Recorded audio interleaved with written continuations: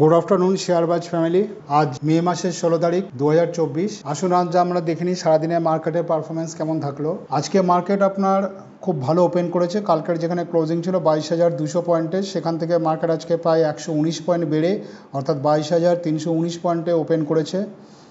দিনের শেষে মার্কেট আছে ক্লোজ হয়েছে 22,403 পয়েন্টে, প্রায় 203 পয়েন্ট বেড়ে বন্ধ হয়েছে। যেখানে আজকে মার্কেটের হাই ছিল 22,432 এবং মার্কেটে আজকে লো ছিল 22,054। একই জায়গাতে আমরা এখানে দেখতে পাচ্ছি 22,403-এ যখন মার্কেট ক্লোজ করছে 203 পয়েন্ট বেড়েছিল মার্কেট, এবং সেন্সেক্স আজকে 73,663 পয়েন্ট বন্ধ হয়েছে। এখানে আপনার 676 পয়েন্ট বেড়ে বন্ধ হয়েছে সেন্সেক্স, যেটা একটা ভালো লক্ষণ দেখা যাচ্ছে। এখন যে আমাদের লোকসভা ইলেকশন চলছে তার উপর নির্ভর করে মার্কেটের এই ভোলাটিলিটি বা পারফরমেন্স আমরা প্রায় দিনই এখন দেখতে পাচ্ছি।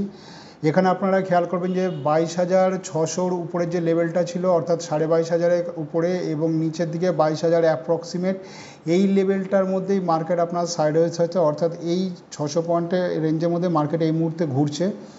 আগামী দিনে মার্কেটে এই ধরনের ভোলাটিলিটি চলবে মনে হচ্ছে যতক্ষণ না ইলেকশনের ফাইনাল রেজাল্ট কিছু আসছে।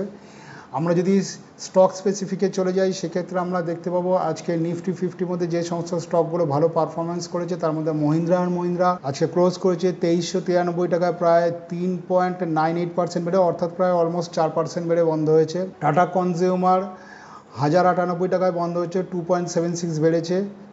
ভারতী এয়ারটেল 1344 টাকায় বন্ধ হয়েছে, 2.60% বেড়ে বন্ধ হয়েছে। LTIM 4,764 টাকাতে বন্ধ হয়েছে, 2.47% বেড়েছে। টেক মহিন্দ্রা 1304 টাকাতে বন্ধ হয়েছে, 2.31। হোয়ারাজ আপনার আজকে মার্কেট লুজারের মধ্যে দেখে যদি চলে যায় নিফটি 50 লুজার্সের মধ্যে আছে মারুতি 12,492 টাকাতে বন্ধ হয়েছে, প্রায় 2% পড়ে বন্ধ হয়েছে। SBI প্রায় 1% পড়ে বন্ধ হয়েছে 812 টাকাতে। টাটা মোটরস 0.86% পড়ে বন্ধ হয়েছে 939 টাকাতে।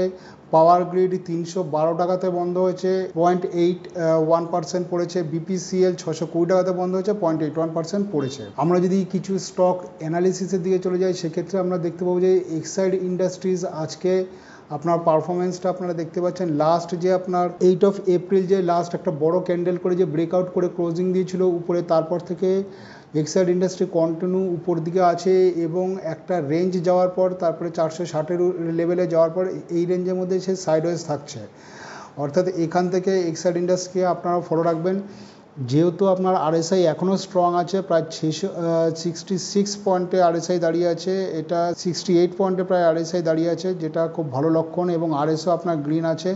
এই মুহূর্তে এক্সাইড ইন্ডাস্ট্রিজ শেয়ারটা একটু ভালো পজিশনে আছে, অর্থাৎ আমাদের যে ট্রেন্ড লাইন আছে এইটার উপরে যদি ব্রেকআউট করে ক্লোজিং দিতে পারে ডেইলি বেসিসে, তাহলে একটা ভালো ফল আমরা আরও আশা করতে পারি। এক্সাইডের থেকে একটা ভালো র্যালি মেবি হতে পারে। ভারতী এয়ারটেলকে আপনারা খেয়াল করবেন, আজকে Bharti Airtel gap up open করেছে। গ্যাপ আপ ওপেনে ভারতী এয়ারটেলে আমরা দেখব যে RSI প্রায় আজকে আছে আপনার 66 লেভেলে RSI দাঁড়িয়ে আছে এবং RSও গ্রিনে আছে, যথেষ্ট স্ট্রং দেখাচ্ছে ভারতী এয়ারটেলকে। ভারতী এয়ারটেলের রেজাল্টও ভালো এসছে। আমাদের এই যে লেভেলটা দাঁড়িয়ে আছে এই লেভেলের উপরে যদি ভারতী এয়ারটেল একটা ক্লোজিং দেয়, লাইফ টাইম হাইয়ের উপরে ক্লোজিং থাকলে আশা করছি ভারতী এয়ারটেল আরও বাড়তে পারে।